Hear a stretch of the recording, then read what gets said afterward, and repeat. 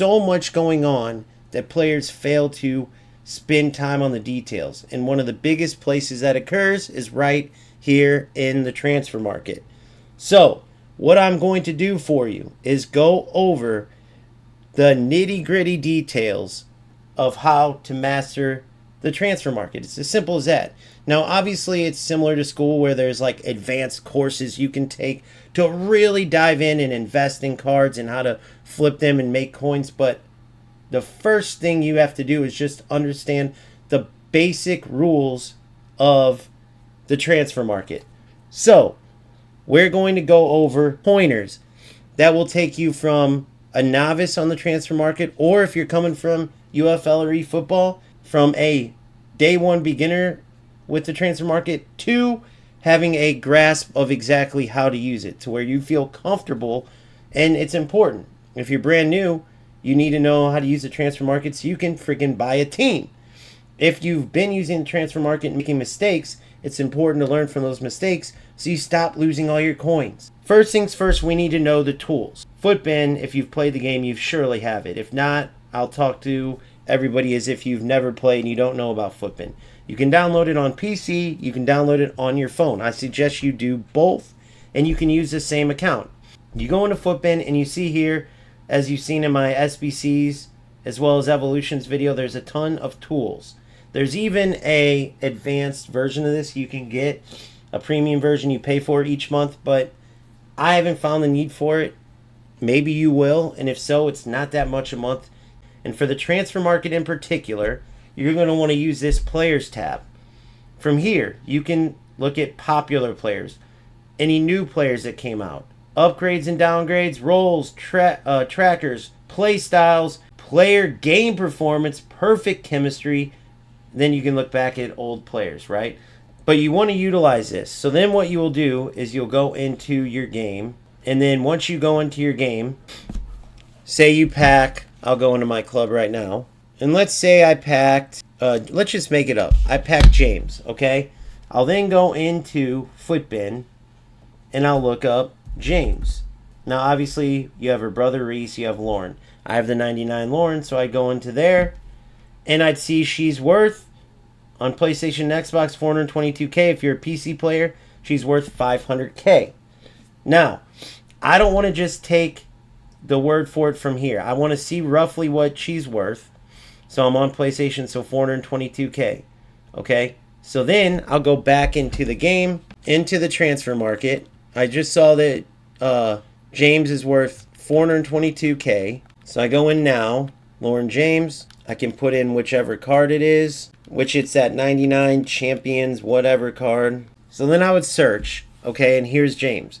Now let's just say 422 was what it said in game, but on here, the lowest card is selling, let's just make this up, 587K. Sometimes that happens. Some player might put a Lauren James for sale way low. So you look on Footbin, you see 422K, you go to sell yours for that. Then you find out that you could have sold her for almost 200K more, right? A little under 200K more if you would have just cross-referenced in the game. What Footbin gives you is that general idea of how much the player costs. Now, if they're a lower rated player, like at the beginning you get gold cards, they aren't those marquee gold cards, right? And it's like, says it's for sale for 1,000 or 1,500 or 17. Well, then you don't have to cross-reference it. There's so many players that would take forever. But for all your higher rated cards, you want to first check them on Footbin. Then after you check them on Footbin, then you want to go into the game and see whatever the lowest card is. And then you can place the player for sale. Then you can look. If there's only a couple players for sale at that low price, you can wait and see if that raises so you can make more coins. You can sell them right then and there if you're happy with the amount, and then you would put them up for sale. It's as simple as that. You can set a buy now price where if they pay that, they can buy instantly. Then you can set a minimum price that players can start the bid from. It's that simple. Then you simply put them up. You can put them up 1 hour, 6 hours, 1 day, however long you want the card up. If you want instant coins, put them up for 1 hour. If you don't mind waiting for the coins, you can put them up for a day. If you're looking at cards that you just packed, let's just pretend, as I'm scrolling down, I get a bunch of 85s, 84s, or some 80s, some 78s. what players will do, they'll quick sell all these players, okay? But when you do that, you're missing out on coins that you could have otherwise gotten if you just took the time to go through each player, right? Let's say it's Gabriel. Then go into the game, type their name in, right? You go down, there's the Gabriel that I have, the gold card, and I see he's worth 750. Now, if I quick sell that player, I'm going to miss out on like 250 coins, okay? So you don't want to do that because that adds up. You're going to have thousands and thousands of coins that you missed out on, all because you quick sell. Do not quick sell. Always put the players up for sale. Even if it's minimum, whatever the minimum is, it's still higher than the quick sell. A couple hundred coins per player is going to add up quick. People will kick themselves all the time because they'll rush, they'll get rid of their players when what they really should have done is took 2 seconds to go into Footbin, put the player's name in, and see what they're worth. Minus the tax. There's always that 5% tax that EA Sports does, which is another reason why you want to make sure, say you buy a player. Let's just say I just got the new Ronaldo, the best one, the 99. So let's see what he goes on sale for. I got this Ronaldo. Now I got untradeable, but let's say he was tradable. 3 million, right? A little over 3 million. Now, let's just say that I bought him for 3 mil, but then I see he's up 50K, right? Well, guess what? Once you do this amount times 0.5, or 0.05, I should say, you're going to see how much you get taxed. And what you realize is that you're not gaining 50,000 coins if you sold Ronaldo right now. If you bought him for 3 million flat, he's up 50K. You're actually going to lose a significant amount once EA Sports takes the tax away. So especially for higher value players that are worth higher amount of coins, make sure that you're aware of the 5% tax before you go and resell the player and lose your ass. The next thing, say you go into players and a new promo just came out. So we go players, new players, right? And obviously it's footies right now, but let's just say these are all the new players. And you really want this Gyökeres, right? You really want this card. He's worth 714K. He's an SBC, but let's just say this was not an SBC. Let's just say that was the price in coins. You would not want to go out and buy Gyökeres if he was brand new. Like, let's say he dropped hours ago. Because what happens is players pack him. There's no other Gyökeres on the market. They know this, so they set the price themselves. You could end up spinning this if, again, ignore it's an SBC, if he was an actual for sale player, tradable player. You end up buying him for 715, you rush and get him, but then you realize several hours later that he goes down to, let's say, 400K, 300K, even 5 or 6. You don't want to spend 100K, 200K, 300K more. But it's even the same at the beginning of the year. You go out and rush and buy a starter card. You buy, let's say, I don't know, LaCroix. Very low rated center back, but he's like super fast. Let's say you buy him for 5,000 coins. You rush out and buy him. Well, within a few days, he's going to lose his value, and now you wasted 4,000 coins on him. And it's the same for all starter squad players because they're all brand new players. It's like instead of a new promo, they're the new big thing. Everybody's going to be going for those popular names, right? Let's look up Tomori, a famous lower rated card that everyone wants at the beginning of the year, right? He's gone down over the years in overall, but he's England International, Serie A, and Milan. Very popular, right? Even now, he's 9,700. 84 pace, 85 defense. I mean, for an 83 rated, he's a beast. But you don't want to buy players like this or any new promo players because they're going to, for new promos, you gotta let their price settle. For brand new cards at the beginning of the year, you have to understand they can't go up, right? Maybe you get a card, or maybe you pack one or a new promo, you want a player, and maybe the value ends up going up further, but almost always it goes lower because the players who get them immediately try to sell them high just to get some sucker to buy them. You want to wait with new promos, and then with new, like at the beginning of the game, with these starter level cards, don't go after the most popular ones. Because what's going to happen is, as players open packs, they're going to pack the higher rated players. Then eventually a new promo is going to come out. SBCs, Team of the Weeks.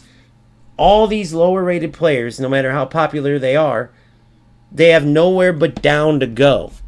So it's just a ticking time bomb until, let's say this was beginning of the year, and Tamori was on sale for $10,000 on PlayStation or Xbox. He's only going to go down. Eventually, as new cards come, as people pack the better rated, the Salibas, the Van Dykes, even the Militaos, right? Some players will put Koundé, like whoever. This Tamori is only going to go. Next thing you know, you spend $10,000, you play a week or two with him, and then he's down to $4,000. Next thing to know, with the transfer market, be aware of the days that you're going to go buy your team. Let's say that you're not set on a team and you keep buying and selling players, especially in certain positions for rivals, for champs. You're trying to settle in. You can't find the right players for certain positions. Make sure that you're aware of the day, right? If you're preparing for rivals on Monday, right? But maybe you get sick of the players on Thursday. Remember, there's champs that weekend. Everyone who's buying players is doing so Thursday into Friday because there's all different time zones. Everyone wants a good team for champs. So if you go buy players, they're going to be at their highest cost on that Thursday. The best way to do it for me, it's like Wednesday. For you, for some people around the world, it would be early Thursday morning, right? You want to go and purchase players in. Why? Everyone's opening their rewards from rivals, right? Wednesday into Thursday, early morning, the rewards are all being opened, so players are packing players, and naturally the value goes down. But if you wait for Friday/late Thursday, right? Total opposite. Instead of early Thursday, almost Wednesday into Thursday, you wait for Thursday into Friday or around that time, the value is going to go from the lowest to the highest. Another good time, right, to buy players, Sunday. Everybody has bought their team Friday, okay? Everybody's selling their players on Sunday, so the market gets loaded up with players, and not a lot of people are buying because champs just got over with. So you'll see lower prices because most players went out and bought their team for champs, which they started playing on Friday. You got to be aware of things like this. Maybe there's a big tournament coming up, and maybe the requirement, let's just make this up, the requirement for the tournament is you have to have an all-France team, okay? It's early on in the game, and I see that I have this Casarino. She's France international, but she's also a speed demon at the early part of the game for an all-France Cup. She is going to be a very popular pick for the right wing, right? It's not going to be like Dembele and players like that. People are going to be able to go out and just afford those top-rated players. So she's going to be considered like the type of marquee player for an all-France Cup at the beginning of the season. So you want to look at that, and if you're planning on selling her, right, wait for that time where the tournament's about to open because they're going to let us know when events are coming, when tournaments are coming. It's a new feature they're doing so you can prepare your teams. But that also allows you to prepare to flip your cards and gain coins. Then, if you like Casarino, that's fine. Use a cheaper winger for the event or tournament. Sell her at her highest. Then, towards the end of the tournament or after it completes, then rebuy her. And now you just went from selling her for, let's say, $10,000. Let's just make it up. And buying her back for $3,000. 7,000 coin profit at the beginning of the game especially is huge. If you start doing things like that, instead of just aimlessly buying players when you want, not worrying, oh, it's only a couple thousand coins. Oh, I don't care. It's just a game.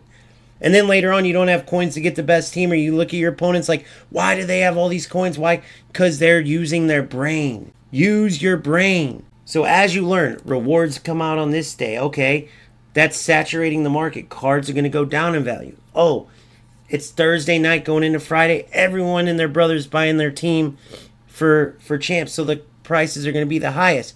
So you don't want to buy players at that time when everyone else is. You want to be selling any players you want to get rid of.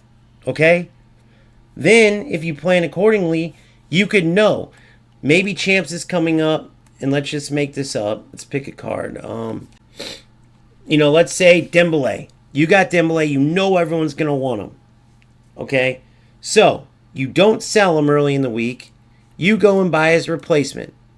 Let's just make it up and say you buy Bonmati. You don't play her yet. Keep using your Dembele. Why not while you have him? It's not like he's depreciating like a car. You keep using him. Then in comes Thursday night. Everyone's buying their teams for Champs. And you know everyone wants Dembele. So you wait.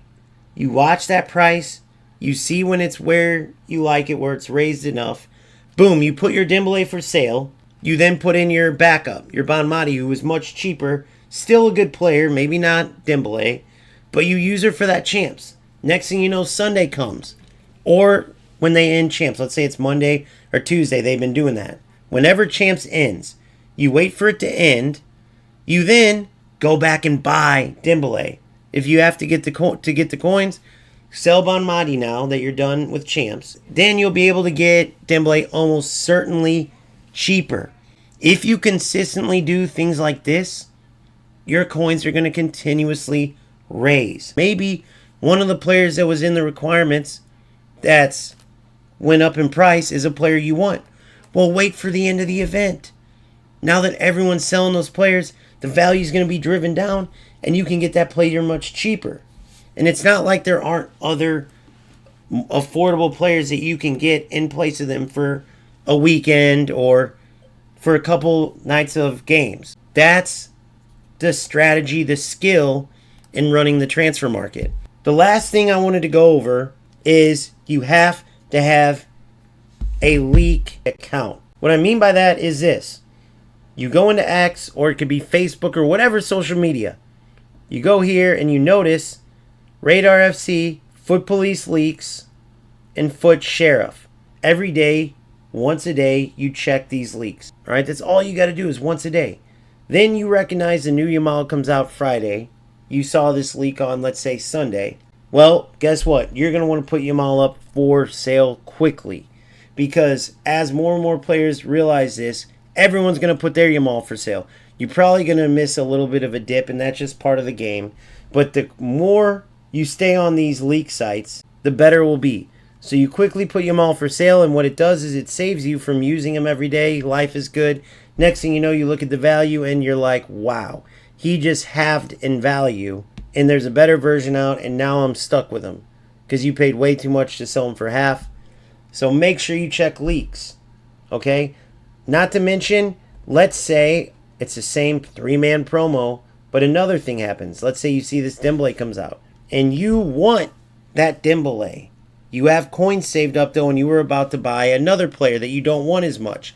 Because you were on top of these leak sites, you recognize that if you wait just one more week instead of spending the coins, keep the player you have, keep, where you're at, be a little more patient, and boom, you can get either an SBC that you were about to do, you don't do it, you save for Dembele if he was an SBC, or you save the coins for when he comes out and you buy him from the market. Whatever it is, staying on top of these leaks will help you a ton, all right? Knowing when SBCs come out, knowing what players are coming out in the promo. Let's just say, again, we have another example, right? A two-man promo comes out, and it's Gyökeres and Pele. And you don't have Pele as a cam, but you have another very popular cam. You know that Pele's going to be the option for that high-valued card. So your high-valued cam, let's just say it's a 99 Palmer, and he's the best up till now. Well, all of a sudden, you see this Pele comes out in a few days. You know that Palmer's going to dip because everyone's going to want Pele over Palmer. So put your Palmer for sale. Wait for him to get at his lowest, and you can rebuy him if you don't plan on going for Pele. Or if you do, you sell him once you realize he's going to dip, and then you either buy Pele when he comes out or wait until you can afford him, but you use those coins from Palmer to boost you to get to the point where you can more quickly buy Pele. And lastly, if you can afford $3 a month, my Discord will give you everything I'm talking about and more. There's a video out there with all the details if you want to check that out. But basically, the Discord that I have is a headquarters to help you with everything that you could possibly need, including, but obviously not limited to, anything with the transfer market. That is the beauty of the Discord. We have weekly checklists, daily checklists, and then sections for questions on everything, as well as areas for everything where we will put pointers. So if you need help with this and you can't quite get it on your own, or you just want in-depth help right off the bat, so as you're learning you don't make mistakes, $3 a month, the Discord is the way to go. And if we are being completely honest, for everything that is offered on this Discord, that value is the steal of a deal of the century.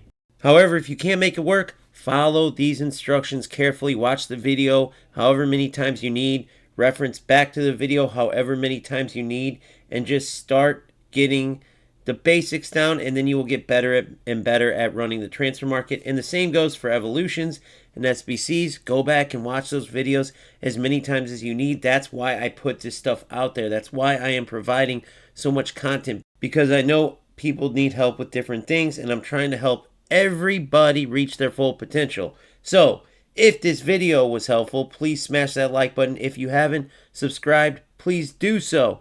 Remember to check out the Discord, and I will see you soon. Thank you very much. Peace out.